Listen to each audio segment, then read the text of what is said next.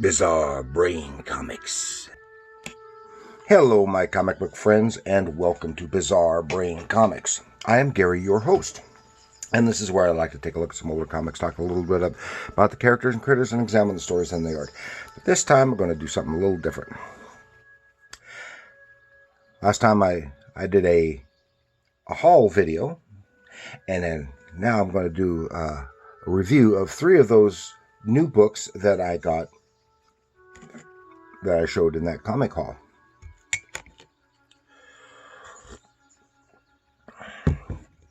And what we're going to take a look at, starting with, is Conan the Barbarian, #1 from Titan Comics.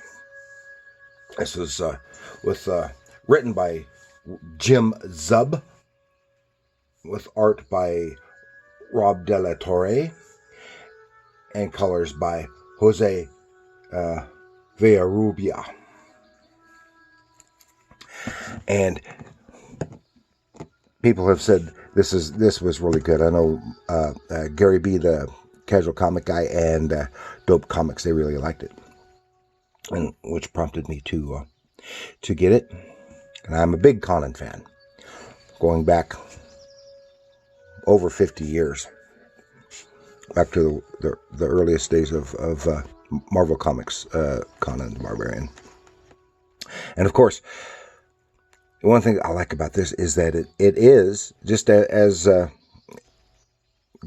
Gary B had said, that it's like right from the pinnacle of the time when Marvel did this character in the 70s. And it is really good. And there's some great art. This is great cover painting. They have variants. I hate variant covers.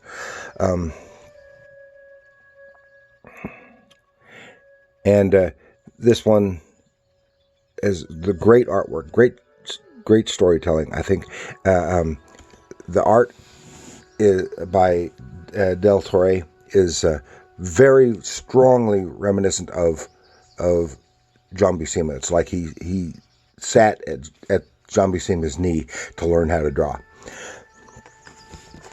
And see, and it's, of course, it's stuck in the wilderness.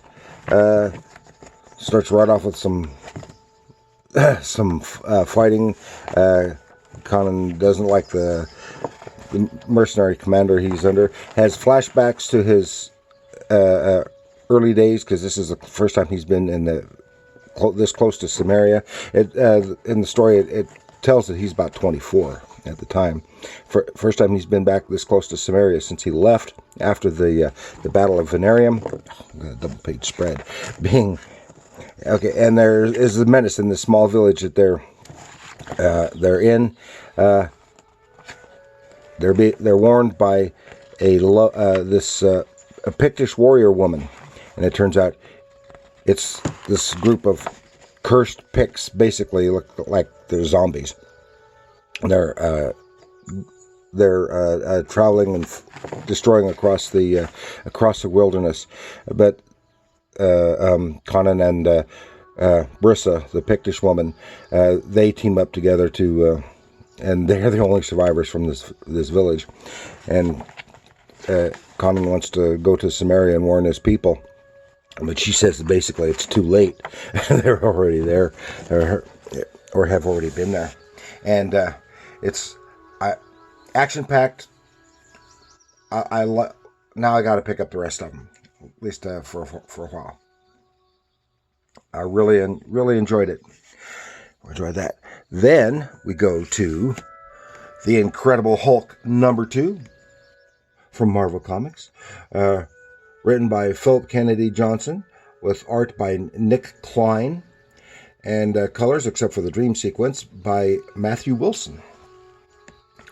And I got issue 1. I liked it. It's like Dope had told me, it was putting the Hulk right into the horror genre, which is a good thing. And this just continues that. But I do have some problems with it. It has some great artwork. But all this is there's not as much storytelling going on. It's too strung out for my taste. He's with the girl Charlie. Banner is with the girl Charlie. She knows he's the Hulk. She wants him to come out as the Hulk again, and knows that the Hulk is on the other side. He just says, "Get away! You don't want that. He'll die," and all this other stuff. Another thing I don't like is that they put all the credits. It was like nearly halfway through the book before they shows the credits. Some good artwork. Then they have the shows the dream sequence, which is, I love the art and the colors here in the dream sequence of Charlie and Banner. And they're picked up, and it's got these some ancient gods, and it's kind of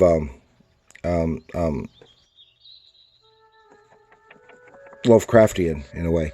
And these taken to the church where all these zombies are gathered for their rites and services, and then but they're there to be sacrificed, and all through the thing, the Banner and the Hulk have this conversation going on inside his head. And then she said, "Okay, Hulk, you can come out now."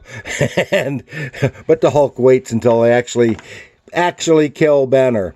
But then you see here, his blood turns green, and then boom, boom, boom. But this is the only thing I like. The very last page, which is a splash page, that's when the Hulk comes out. That's when you see the Hulk. That's all you see of the Hulk. That is disappointing. It's an issue of the Hulk, and the Hulk's not in it. Of course, I know story-wise, but still, they stretched all that stuff for the cliffhanger to have the Hulk come out. They stretched all that. But I don't think it's as bad. It's not as good as the first one. I don't think it's as bad as Dope said, in my opinion. And then we go to Lord of the Jungle, #1 from Dynamite. And you all know I'm a big Tarzan fan. This is written by Dan Jurgens of Superman fame. Yeah, that's a surprise. With Benito Gallego as the artist and Francesco Segala. And he did the colors. And there was some nice colors in here. And just some showing potential there in there. And it's a story on a ship approaching. It takes place in the 50s. Approaching the African coast. There's an old man on there. And there's a narrator telling the story of a friend of his, and it's basically gives us in flashback the background of the origins of Tarzan. Now, again, this is art that is so strongly reminiscent of John Buscema that, again, he could have trained at the knee of John Buscema, and it would have been great if it had, in my opinion, if it had been more like Joe Kubert, who's an even greater Tarzan artist than John Buscema's stuff, in my opinion. But then I looked more closely as I was reading it, and I looked at the inking, and said, "Well, it looks like the pencil work looks like John Buscema. The ink work looks like Joe Kubert." So it's a great combination of artistic influences in here, and I just like that. And it just briefly covers the early life of Tarzan in flashback, and then we see the old man on the pier as he get off the ship and assaulted by some thugs, and boy, are they surprised when he really cleans house.